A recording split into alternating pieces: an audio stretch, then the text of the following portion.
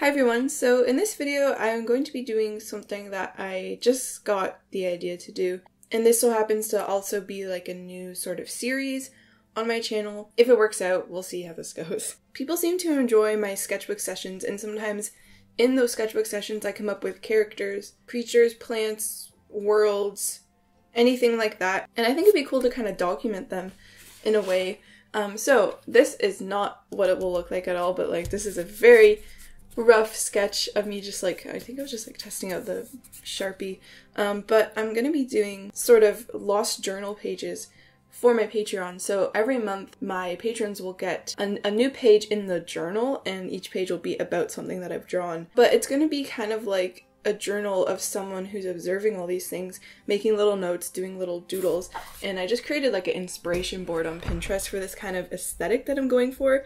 It's not like, you know, this has been done so many times, but I thought it'd be cool to do my own, and every month my patrons will get a new page to sort of add to the collection of pages, and all these pages would theoretically come together to make a book, or the person's completed journal of all these things that kind of exist together in the same world. So it could be about a character, a plant, a place they found, some kind of weather phenomenon, maybe some sort of magical power. It could be anything, and these pages will be sent to my patrons every month, and every time I make one, I'll make a YouTube video of me making it, so if you're not a patron, you can still see the process and participate in it, because I want it to be for everyone to kind of look at and enjoy, not just patrons, but they'll get the physical printed copies. And today, if you can't already tell, I'm going to be making a little page about my stone garden characters, and I'll show you some examples. So this is my enamel pin that I made of him.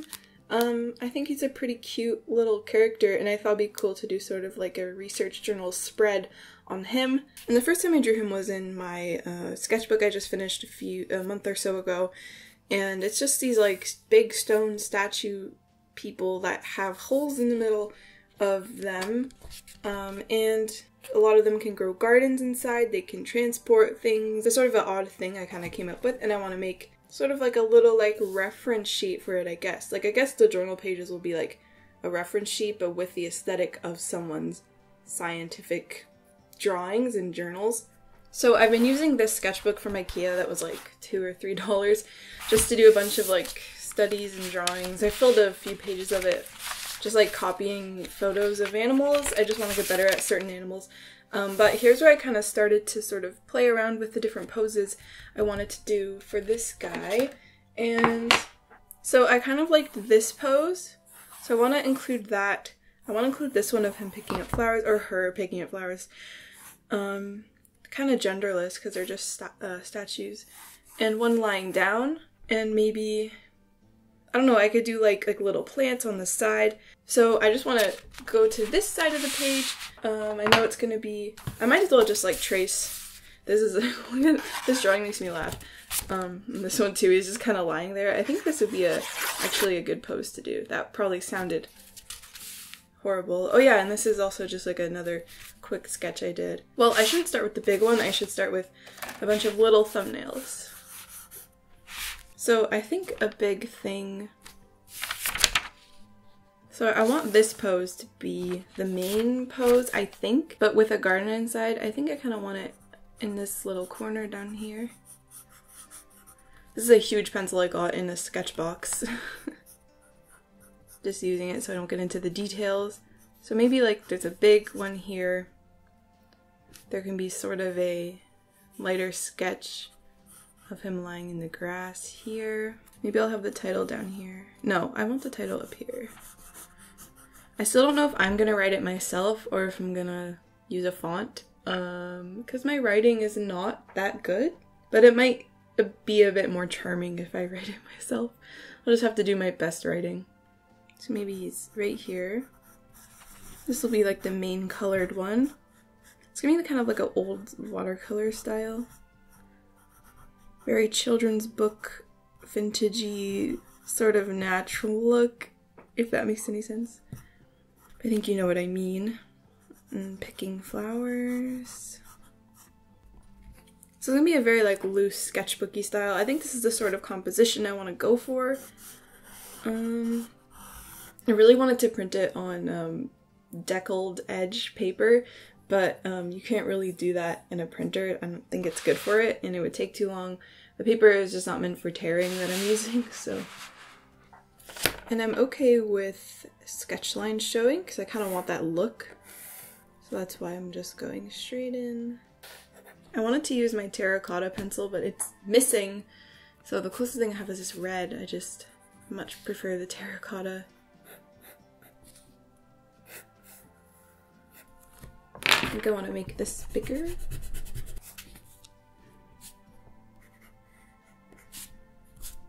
So I want this one here if I'm picking flowers.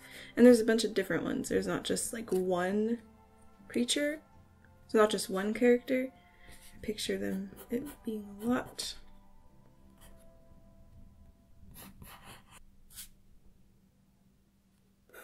Maybe the one if I'm lying down could be here.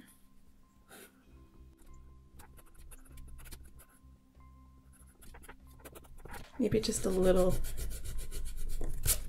shot of him there.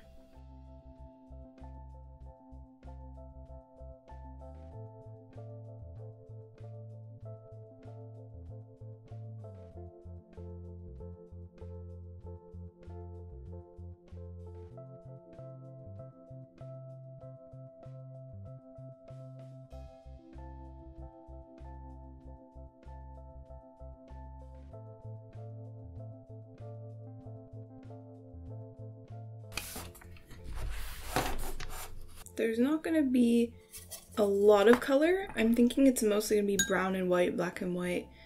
But I do want a little bit of color. A little wash of color. Just going to start very light washes of color because I'm not, it's going to be mostly black and white sketchbooky sort of thing. But probably going to use a brush pen to outline this, just a black one.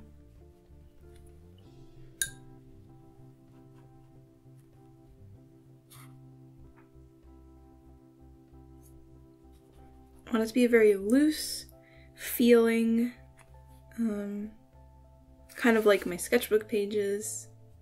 So I'm just going to drop it in and not try to worry too much about the details.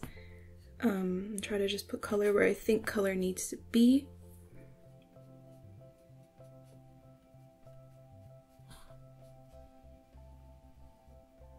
It's gonna be a very like green, pink, brown kind of natural look. And the flowers should be pink because I think that's nice.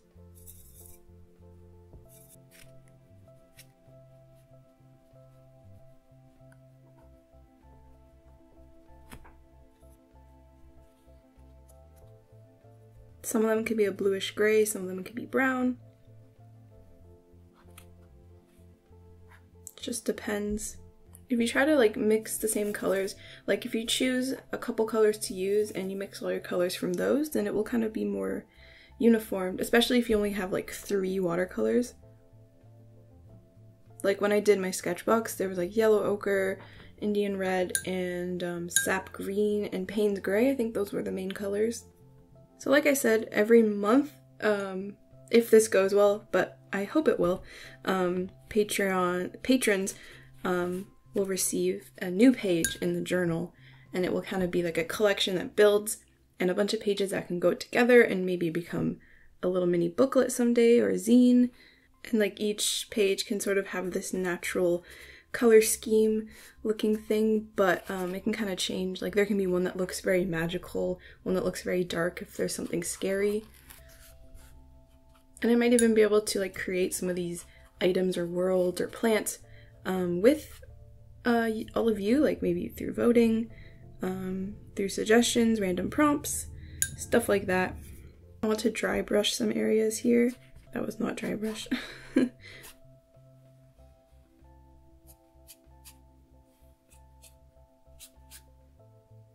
Almost like someone did this journal page really quickly on site as they observed all the different creatures they saw. So if you do want to get this particular page, make sure you pledge to my Patreon before the end of June. I also have an iced coffee from McDonald's because if you don't live in Canada, You may think that Tim Hortons makes the best iced coffee, but McDonald's actually makes it pretty good here. Tim Hortons tends to just like, if they're out of iced coffee, they'll just like take hot coffee and add ice to it, and you end up getting lukewarm, watery coffee instead of iced coffee. So McDonald's does it a bit better because they tend to always have it pre-made.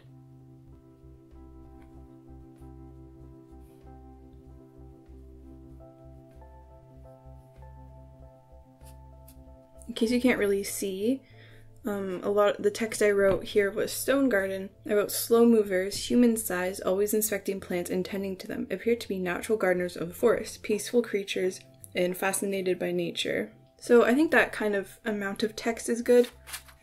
And I can't decide if I want to use a brown outliner or a black one. I think brown might suit this more actually. Yeah, I think brown is the way to go. I just want to dry this page with a hairdryer and then I'll outline it. I'm excited to see what it's gonna look like. I didn't want to tape it down because I wanted the edges to have a raw look to them, a natural look, and here we go.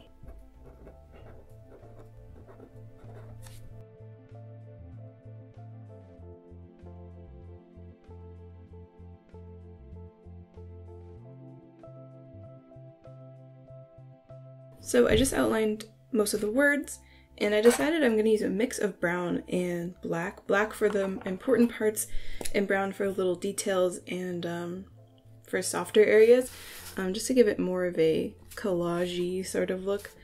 And I think the title will be in black.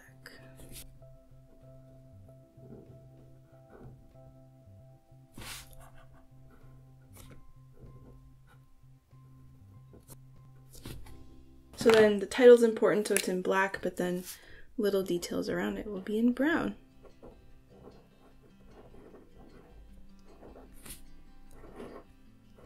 I usually like to outline stuff in pencil for softer looks, but I think that the pen kind of suits the journaling sort of theme. Because people use pen a lot. Like pen sketches just have this like immediate look, this sort of looseness, like it was done quickly and on the spot, because there's no like going back in and adding all the details and stuff. Like you just kind of have to accept how it looks, which is how sort of journaling and like documenting stuff on site can kind of look like. If there's anything that like really bothers me, if I like mess up badly, then I can always fix it in Photoshop a little bit before print.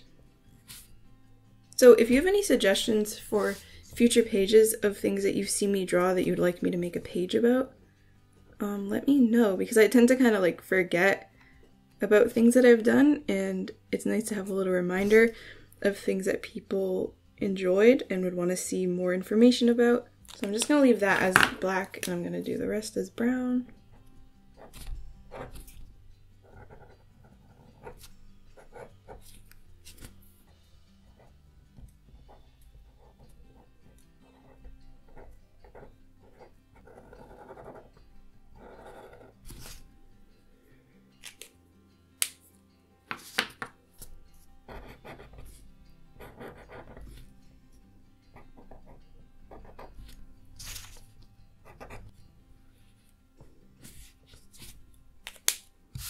I think this guy should definitely have black. I don't know why my hand is hurting.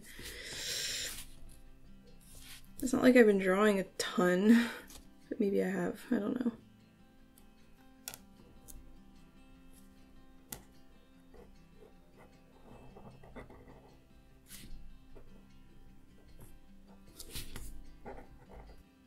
I want to use a ruler, add some lines up here.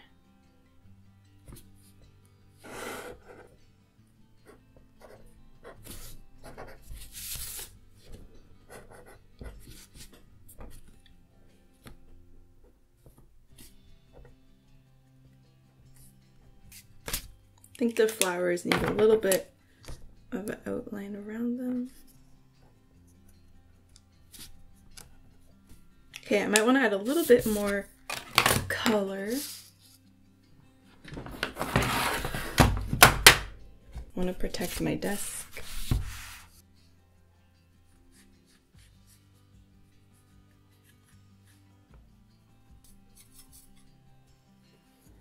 I think this needs to be darker.